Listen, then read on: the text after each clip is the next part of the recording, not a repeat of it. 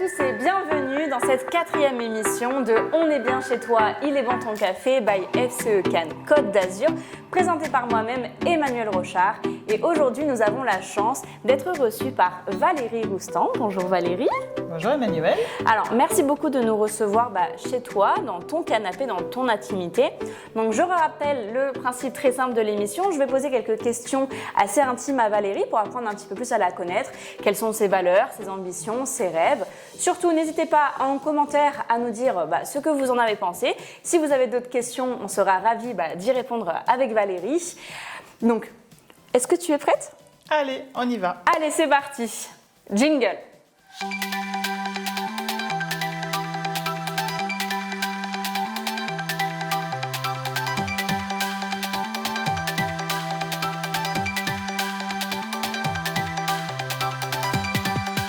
Donc, ma toute première question pour toi, Valérie, c'est déjà, quel est ton rôle de chef d'entreprise et quelle est la mission de ta société, qu'est-ce que tu fais, etc.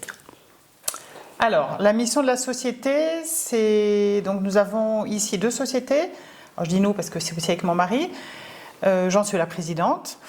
Et nous avons donc une maison d'hôtes, une grosse maison, un gros bâtiment que nous avons entièrement rénové sur 1,7 hectare de terrain. Et l'idée est d'accueillir des hôtes dans des conditions assez uniques et de leur servir à la table d'hôtes les produits directement du jardin, donc issus du maraîchage de notre société Jardin la Cascade Parfumée, et donc de les faire dormir dans la société Domaine de la Cascade Parfumée. Et de pouvoir ensuite cet automne leur proposer aussi une expérience au travers des plantes à parfum que nous allons mettre, puisque nous sommes à Grasse, capitale mondiale des parfums. Donc bien évidemment, tout à fait. Le parfum, les fleurs à parfum s'imposent. Ok, comment tout a commencé ? Comment on en arrive à racheter un domaine et à faire tout ça, ce projet-là, etc. Quand on est complètement fou, complètement folle, ça c'est moi, pas de problème. C'est ma signature. En fait, c'était un projet de vie, un projet familial avec mon mari. Et nous avons vécu pendant 20 ans à Valbonne, nous avons élevé nos 4 enfants. Et comme Paul est de Grasse depuis très longtemps, nous souhaitions revenir à Grasse, acheter une maison ancienne, une maison de parfumeur, parce qu'on sait qu'ici, il y a des belles maisons. Tout à fait. Donc une maison surtout qui avait une histoire. Et nous sommes tombés sur cette maison, et je crois qu'on peut dire qu'on est tombés amoureux de cette maison. C'était un énorme défi à relever. Nous l'avons relevé. Heureusement qu'à posteriori, nous ne savions pas combien de temps nous allions mettre pour le relever, parce que 4 ans de travaux, un sacré c'est challenge. un petit peu usant parfois.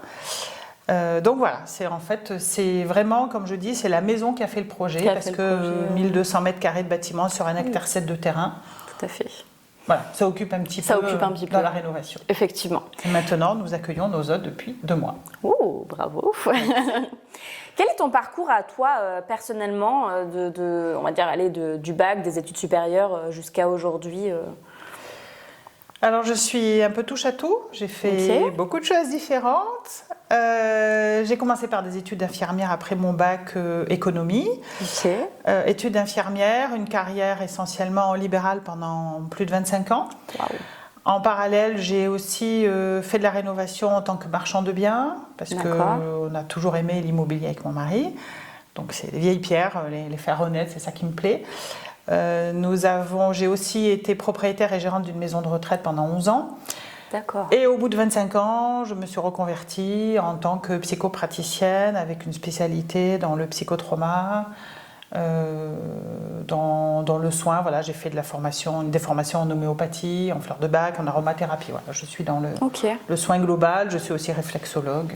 D'accord. En fait, tu es énormément dans le service de la personne, et on voit le lien qu'il y a dans l'accueil. Oui, tout à fait, dans l'accueil, tout à fait. Dans ces différents métiers et activités que tu as eues tout au long de ta vie. Si tu te recroisais, petite fille, quel était ton rêve ? Mon rêve, c'était d'être une fée, d'avoir une baguette magique et d'éradiquer la maladie, la mort et la guerre de la planète. Waouh, incroyable. Donc je pense qu'infirmière, et très vite je savais que je voulais être infirmière, un peu contre vents et marées, enfin surtout contre mes parents. Mais voilà, j'ai pu le faire et je suis très contente d'avoir pu participer à ce rêve de petite fille. Voilà, à ma manière, je l'ai fait en soignant beaucoup de personnes. C'est hyper touchant. Et en accompagnant beaucoup de personnes vers la mort aussi. Oui, parce que aussi, les maisons de retraite, oui, tout à fait. C'était quand même le plus souvent ça. D'accord. Quelle est selon toi ta plus belle réussite, ce qui te rend le plus fier ? Mes 4 enfants. Tes 4 enfants? Oui. C'est vrai. J'ai 4 fils qui sont... Je suis même grand-mère, donc j'ai 4 fils qui ont 34, 32, 25 et 22 ans. Je suis pour l'instant une fois grand-mère. D'ici Noël, je serai 3 fois grand-mère supplémentaire. Wow. J'ai des petits jumeaux en préparation. Oh. Donc voilà, et pour moi, c'est ma plus belle réussite, voilà, ma vie de famille, ma vie de mère de famille, conciliée à mes multiples activités professionnelles tout au long de la vie. D'accord. Bon, du coup, tu me fais sauter une question. On comprend que tu as 4 enfants, que tu arrives à gérer à la fois ton rôle de chef de famille et ton rôle de chef d'entreprise. Qu'est-ce que tu pourrais dire à toutes ces autres femmes? Quels conseils tu leur donnerais sur comment tu fais déjà et quels sont les trucs et astuces à savoir pour arriver à gérer 4 enfants et une vie aussi remplie et un rôle de chef d'entreprise? Alors à l'heure actuelle, c'est très facile parce qu'il ne me reste plus qu'un sur un siège éjectable. Donc voilà. Mais par contre, c'est vrai que ça a été assez rock'n'roll pendant toutes les années où j'avais double ou triple activité professionnelle. La recette, c'est de très peu dormir. Ouais. Forcément, d'être hyper organisée, je pense, j'ai eu la chance d'être très rapide et de pouvoir gérer beaucoup de choses à la fois. J'étais capable de téléphoner tout en surveillant mes enfants qui faisaient les devoirs, oui. ou de faire la cuisine, mais ça comme beaucoup de femmes, oui, faire oui, la cuisine tout en surveillant les devoirs, en répondant au téléphone, 2-3 choses à la fois. Bon, mais ça, je crois que toute femme chef d'entreprise arrive à faire vit plusieurs cela, choses. forcément. Voilà, mais tout en ayant des moments privilégiés avec mes enfants, c'était ça le plus important. Après, il faut dire aussi que les horaires d'infirmière libérale sont oui. des horaires coupés. Donc je partais très tôt, ils dormaient, je revenais, ils dormaient, mais j'étais à la maison dans l'après-midi, donc je les voyais. Voilà, d'arriver à jongler. On oublie un livre, j'adore lire, mais on oublie d'ouvrir un livre pendant à peu près 20 ans. On est maman taxi, on fait plus de kilomètres le mercredi que quand on bosse en tant qu'infirmière libérale à domicile. Moyennant tout ça, et puis surtout j'ai eu la chance d'avoir mon deuxième mari qui m'a énormément aidé, qui a beaucoup participé, parce que sinon je n'aurais pas pu faire tout ce que j'ai fait. C'est vrai qu'on oublie des fois qu'on n'est pas seul non plus et que le partenaire de vie est hyper important dans ces cas-là. Pour pouvoir tout faire, effectivement. Je reviens dans le fil des questions. Pourquoi tu as fait tout ce que tu as fait? Alors, on l'a ressenti un peu dans ton rêve d'enfant, mais aujourd'hui, quelle serait ta vision, ton pourquoi, ce qui t'anime au quotidien? C'est-à-dire, parce que moi...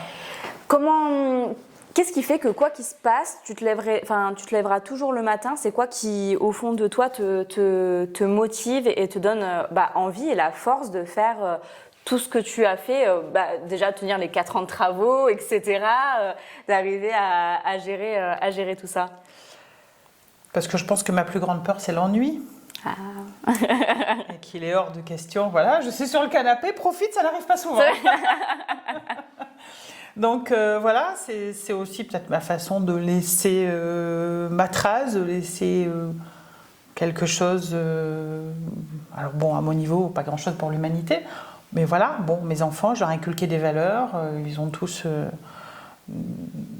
une bonne vie, des bonnes situations, ils sont tous heureux, ils sont tous bien dans leur peau, bien dans leur tête. Je pense que ça déjà, c'est bien. Puis j'ai essayé aussi autour de moi d'aider le plus possible de personnes dans mes multiples activités professionnelles. Et puis en tant que bénévole aussi, parce que j'ai fait beaucoup de bénévolat en dehors de tout ça, évidemment. Donc voilà. Ok. Quelle a été ta plus grande sortie de zone de confort? Celle qui t'a vraiment bousculé. Il y en a eu à plusieurs périodes de ma vie. C'est un peu compliqué là comme ça. Celle qui t'a le plus marqué. Il ne m'en vient pas une particulièrement. Si, une plus grande zone de confort évidemment, je pense que c'est le divorce. Ouais. Voilà, je suis passée par un divorce qui n'a pas été horrible, mais qui n'a pas été très simple. Le divorce en lui-même s'est plutôt bien passé, c'est plutôt la suite qui a été plus compliquée. Donc je pense que oui, ça a été ça la plus grande. Ça a été une sacrée zone. Oui, d'accord. Ouais, sur le fait que ça puisse changer le quotidien, etc., qu'il y ait toute une réadaptation. Oui, et puis que les conséquences. J'avais 2 enfants avec mon ex-mari, donc c'est pour ça que j'en ai 2 et 2 en fait. 2 et 2. Mais c'est moi qui ai accouché 4 fois. Et voilà, du coup, c'est vrai que c'était ça qui a été très compliqué, surtout dans les suites, au niveau coéducation qui n'existait pas. D'accord. Ok. Je reviens du coup sur le thème des enfants et de la famille. Donc tu as ta famille actuelle avec tes 4 enfants, ton mari actuel. Mais je sais aussi que tu as une deuxième famille qui est la famille des FCE, donc des femmes chefs d'entreprise de la délégation Cannes Côte d'Azur. Raconte-nous un petit peu pourquoi tu as choisi la délégation des FCE et depuis combien de temps tu fais partie des FCE et si tu as un rôle particulier aujourd'hui. Alors, ça fait un tout petit peu plus de 2 ans que je suis au FCE. C'était avril 2022. C'était grâce à Initiative Terre d'Azur que j'avais été invitée à cette rencontre avec le signature partenariat ITA et FCE. Et pour moi, ça a été ma bouée de sauvetage pendant ma période de travaux, parce que la première fois que je suis arrivée au FCE, on m'a posé la question, mais qu'est-ce que tu viens chercher au FCE? Et j'ai fait rire tout le monde en disant des femmes. Des femmes. Parce qu'à ce moment-là, j'étais sur le chantier donc avec mon mari, mes 4 fils, bon, je n'avais plus que 2 qui habitaient à la maison. 35 ouvriers, donc des hommes qui vivaient, qui étaient toute la journée sur le chantier, donc entourés d'hommes, d'artisans, un milieu très masculin. En plus, c'était moi le chef de chantier, très souvent, donc un peu compliqué aussi. Et comme je disais en plaisantant, j'avais juste la petite chatte, je n'étais pas la seule femme. Et donc voilà, et moi j'attendais toutes ces réunions une fois par mois, toutes ces rencontres, c'était ma bouffée d'oxygène. Et c'est vrai que je le dis souvent, c'est ça qui m'a beaucoup aidé à passer l'amitié, la chaleur que j'ai ressentie, et puis de se sentir moins seule et de se dire bon finalement, femme, mère, entreprise, etc. Bon, bienvenue, on a toutes les mêmes galères, donc voilà, on jongle en permanence. Voilà. Et quant à mon rôle, c'était pour moi un peu évident que dès que je serais sortie de tout ce tourbillon de travaux, donc ça y est, ça c'est fini, de m'investir dans l'association, parce que c'est toujours ce que j'ai fait. Quand je suis rentrée dans toutes les associations, j'ai fini par m'y investir beaucoup. Et donc là, depuis janvier, j'ai la chance et l'honneur d'être la vice-présidente de l'association des femmes chefs d'entreprise Cannes Côte d'Azur et d'être en charge de l'accueil des potentielles nouvelles adhérentes. Ok. Donc, je contacte les personnes, voilà. Je contacte les personnes qui souhaitent rentrer par téléphone, on leur envoie l'invitation, on les rencontre, voilà. D'accord, sacré rôle, sacré changement aussi, et évolution au sein des FCE, de pouvoir aussi redonner ce qu'elles t'ont apporté quand tu es arrivée au début. Est-ce qu'il y aurait une personne qui t'inspire le plus, qu'elle soit réelle, irréelle, peut-être que tu connaisses ou que tu ne connaisses pas, ou que tu as vu dans un film ou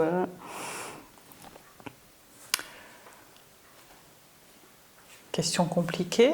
Je pense que j'en ai eu plusieurs, mais je pense que les personnes qui m'ont le plus marquée, je pense que c'est mon grand-père maternel. C'est ton grand-père maternel, pourquoi? Il est décédé depuis très longtemps, mais je pense que c'est lui qui m'a le plus marquée. Étant petite, je pense que ça a été mon modèle de père. Mon père était présent, mais travaillait beaucoup, il n'était pas très présent. Mon grand-père étant à la retraite à ce moment-là, il s'est beaucoup occupé de moi, ainsi que ma grand-mère. Et donc voilà, j'ai beaucoup de souvenirs avec mes grands-parents maternels. Ma grand-mère, petite, c'est elle qui m'a appris à me laver toute seule. Voilà. C'est elle qui m'aidait à faire mes devoirs. Ma mère était là aussi, mais comme on était 5 enfants, c'était un peu... Elle aidait aussi ma mère. Et puis mon grand-père, c'est lui qui m'a appris à bricoler, à réparer mon premier vélo, ma première mobilette.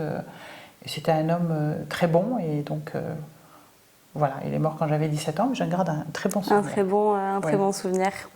On arrive bientôt sur la fin de l'émission. Il me reste 2 questions. Quel est le combat qui te tient le plus à cœur? Si tu en as un, bien sûr. Alors, je ne vais pas être féministe. Ça, c'est la phrase qu'on entend tout le temps. Mais plus de partage de tâches dans les foyers. Plus de... Alors, pardon, je rectifie. Quand je dis pas féministe, c'est-à-dire que je considère que si l'homme et la femme travaillent dans le foyer, c'est normal que les deux partagent autant les tâches ménagères, les enfants, tout à etc. À une période de ma vie, pour des raisons personnelles, je me suis arrêtée de travailler. Donc à ce moment-là, je me suis consacrée à 100% à la maison. Je ne demandais pas à mon mari d'intervenir. Oui, tout à fait. Parce que je considérais que lui, avait d'autres choses à l'extérieur. ouais. Donc pour moi, ça ne me choquerait pas qu'il y ait des couples, enfin j'en connais d'ailleurs, où c'est monsieur qui prend un congé parental, qui gère intégralement la maison, et madame qui va travailler. Donc moi, c'est une plus juste répartition du temps de travail personnel en fonction du temps de travail professionnel. Voilà. Ouais. Moi, Okay. c'est ça qui me tient à cœur. Et après, dire qu'il faut plus de femmes dans les instances et que ce soit cadré au niveau de la loi, c'est dommage d'en arriver là. Oui. Je pense qu'on a tous, que les femmes ont des qualités et des défauts, les hommes ont des qualités et des défauts, et qu'on a chacun à apporter à tous les niveaux de la société. Ce qui me gêne un peu, c'est que peut-être parfois on va prendre des femmes parce qu'il faut avoir le quota, mais qu'elles seront peut-être incompétentes. De même qu'on a aussi des hommes incompétents, mais parce que ce sont des hommes qui sont passés devant des femmes. Donc, c'est vrai. Voilà, l'égalité des sexes, c'est pas vraiment l'adage que j'aime. Ouais, ça me dérange. C'est marrant parce que c'est une question que du coup j'ai posée aux précédentes et on sent que c'est le combat qui revient le plus souvent effectivement, en se disant de pouvoir offrir un rôle et une place plus facile à la femme, et que ça soit moins un combat en fait, et que ça soit plus naturel de pouvoir tout simplement rééquilibrer les choses de façon équitable, etc., en fonction des vies de chacun, de la charge mentale de chacun, etc. Et c'est vrai que c'est assez commun à Aline, à Elodie, à Julie qui sont passées avant toi, et on sent effectivement que c'est quelque chose qui revient, et je suis assez d'accord avec ça aussi, n'ayant pas le même âge non plus, mais le ressentant aussi totalement, et bénéficiant aussi de ce que nos prédécessrices ont pu mener comme combat. Oui, tout à fait. Alors, on arrive à la dernière question. Donc, c'est la question secrète que tu ne connais pas, que j'arrive pour l'instant encore à garder secrète, ok ? Peut-être plus pour très longtemps. Alors, je t'explique un petit peu le contexte. On a parlé beaucoup de ton avenir, de ton passé, de ton présent. Je te propose d'aller encore plus loin dans ton futur. On va aller tellement loin qu'on va aller le jour de ton enterrement. Oui. Ok ? Donc, que je te souhaite le plus loin possible, d'accord ? Tu as mené une vie fabuleuse, tu as réalisé tes objectifs, tes rêves, etc. Donc c'est la fin du livre, tout simplement. Et comme tu sais, lors d'un enterrement, il y a tous les proches qui sont là, parents, enfants, famille, amis, FCE, collègues de boulot, etc. Et ils font tous un discours pendant cet enterrement-là sur la défunte. Donc là, en l'occurrence, ça serait toi. Je te propose d'avoir l'occasion d'être présente ce jour-là. Et ma question qui vient, ça serait, selon toi, qu'est-ce que diraient tes proches de toi le jour de ton enterrement ? Ou qu'est-ce que tu souhaiterais qu'ils disent de toi ce jour-là, lors de ton enterrement ?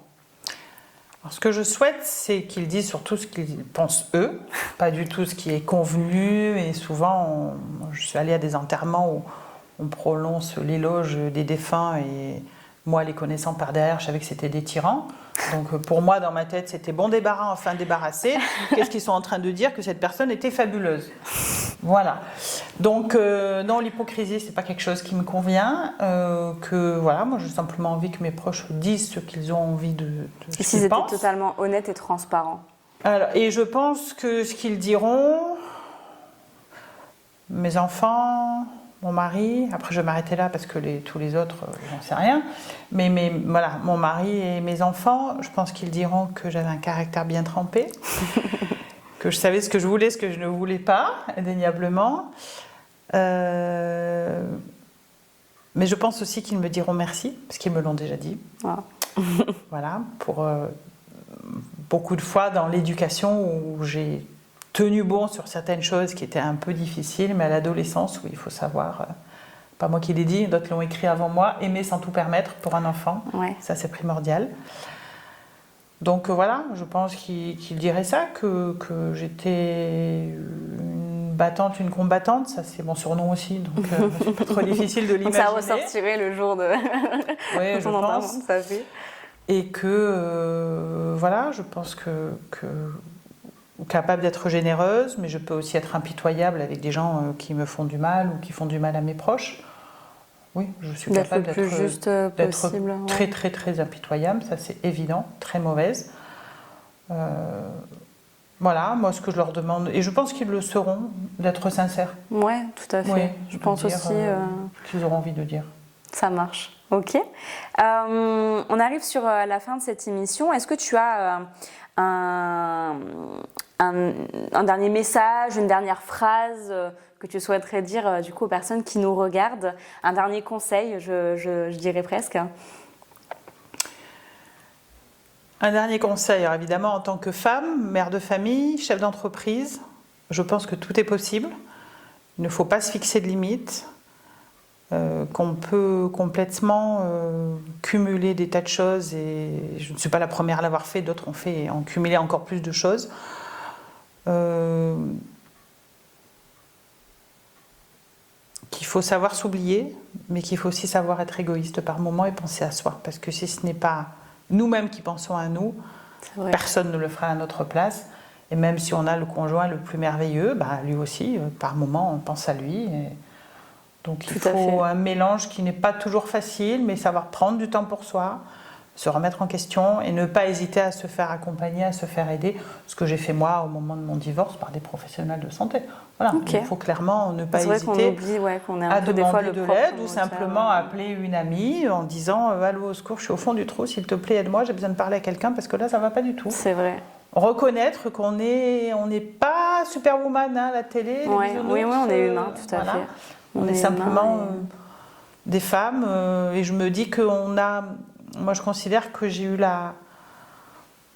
Alors, comment le résumer sans être... Bon, je vais le résumer cash. Je pense que j'ai eu la chance d'être une femme plutôt bien câblée, avec une capacité de travail assez importante aussi, qui m'a permis de faire beaucoup de choses, parce que si j'avais été en mauvaise santé ou si j'avais eu... des problèmes, je ne sais pas, enfin de gros problèmes de handicap mentaux, forcément, je n'aurais pas pu cumuler comme beaucoup d'autres. Voilà. Donc d'avoir cette liberté-là, effectivement. C'est ça, c'est la loterie de la vie au départ. Donc moi, je remercie plutôt d'être telle que je suis et d'avoir rencontré sur mon chemin des bonnes personnes. Des bonnes personnes aussi. Tout au long de ma vie, de ma carrière, et puis de finir. Ma carrière n'est pas finie, mais de continuer avec les FCE. Ok, super message, hyper complet. Merci beaucoup Valérie. Je crois que tu as un dernier petit truc pour moi. Alors merci à toi Emmanuel déjà pour ce bon moment passé sur mon canapé. Tout à fait. Une petite question pour toi. Peut-être un peu intrusive, donc tu as droit à un joker, je peux t'en proposer une autre après. Pas de souci, ça marche. Mais je suis quelqu'un d'honnête et transparent, allons-y. Quel est ton plus grand échec? Waouh, j'en ai pas eu qu'un seul. Alors, c'est marrant parce que souvent on voit l'échec comme un point final et souvent ça a été le début de grandes choses. Je dirais que j'en ai eu plusieurs. Le premier, je pense, qui m'a forgée, j'étais au collège. J'ai été harcelée pendant 2 ans quand j'étais au collège. Et en plus, c'était une époque où c'était pas du tout, on savait pas ce que c'était pas répandu, on pouvait pas porter plainte, etc. Donc pour moi, ça a été un échec parce que quand on est enfant, on a envie d'être aimé, d'apprécier. Et en plus, j'ai été harcelée par le groupe de filles populaires auxquelles je voulais absolument appartenir et ressembler, etc. Classique. Donc ça a été beaucoup pour moi de honte, d'injustice, etc. Ce qui m'a permis du coup de me forger un caractère. Plus tard, ça a été quand j'ai obtenu mon master, que je suis rentrée dans la société de mes rêves, dans le job de mes rêves, avec le salaire, tous les trucs qu'il fallait, etc. Gérer 90 personnes, des budgets de plusieurs millions d'euros. En gros, j'avais atteint le Graal que je voulais. Et quand je me suis rendu compte que ça ressemblait pas du tout à ce qu'il y avait écrit sur le papier, que j'avais une direction, encore une fois, qui m'a harcelée, donc on retombait dans le même schéma en plus de l'enfance, donc on fait ressortir des vieux traumas, etc. On repère confiance en soi, on se rend compte qu'il y a des choses qui sont pas normales, mais à l'époque, j'avais pas encore la répartie, etc. Et donc j'ai fait un burn-out. Et j'ai fait un burn-out où je suis tellement forte et résiliente que c'est pas mon cerveau qui en a décidé, c'est mon corps. C'est mon corps qui m'a rendue malade et qui m'a dit on arrête. Et donc où j'ai pu du coup faire une rupture conventionnelle avec la société avec laquelle je travaillais. Mais à chaque fois, ça a été toujours quelque chose de positif, parce que après mon burn-out, certes il y a eu le Covid, mais du coup j'ai pu reprendre la société familiale, reprendre la gérance, devenir entrepreneur, etc. Et apprendre que ce que j'avais vécu à ce moment-là, je voulais plus jamais le revivre déjà, premièrement, mais surtout je me suis engagée à ce que plus personne ne revive ça en fait. Je me suis dit c'est génial ce qu'on apprend à l'école, c'est génial les formations, etc. Mais on a encore trop de managers de direction qui sont tyranniques et qui peuvent malheureusement ôter la vie de certaines personnes ou au moins la pourrir. Et je me suis dit, je veux faire un métier, je veux que mon combat, ça soit ça en fait. Que plus personne ne puisse faire du mal aux autres, en tout cas dans le management. Et donc d'où le fait que j'enseigne le leadership à l'université, en entreprise, etc. Donc des échecs, j'en ai eu un paquet, j'en ai encore plein, etc. Mais ce qui est le plus important, c'est de savoir sublimer derrière chacun des échecs et d'arriver à rebondir et pouvoir avancer tout simplement. Tout à fait. Comme on dit, ce qui ne tue pas fait avancer. Tout à fait. Et on se retrouve dans les différentes activités que je peux faire, que ce soit professeur, sapeur-pompier, etc. où la résilience et la transmission en fait totalement partie. Exactement. On sent bien ton engagement complet. Tout à fait. Eh bien, l'émission touche à sa fin. En tout cas, merci beaucoup Valérie de cet échange fort en émotion et pour cette intimité que tu as partagée avec nous tout au long de ces questions. Nous, on se retrouve bientôt dans une prochaine émission et surtout, n'hésitez pas à commenter. À très vite. Au revoir.